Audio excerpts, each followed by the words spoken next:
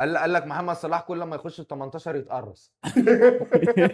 انا مش مع ان هو يعلق الدنيا على شماعه الظروف، خلينا متفقين الف ب. انا مش مع ان هو يعلق على شماعه الظروف. يا عم انا ما عنديش مشكله، قول زي صلاح ان احنا ما عندناش محترفين، قول ان احنا دي جودتنا ودي اخرنا، قول ان احنا بنلاعب فرق عندهم محترفين كذا وكذا واحنا ما عندناش، بس ما تجيش تعلقها اصل انا سافرت، اصل انا عملت، اصل انا سويت. ده باد لوزر، واحنا مصر باد لوزر. يعني انت لو حطيت الحاجات دي في دماغك، حتى لو اللي منظم البطوله قاصد ان هو يعمل فيك كده انه يفرهدك، معلش انت لو ركزت معايا يبقى انت نجحته في اللي هو عايز يعمله فيك.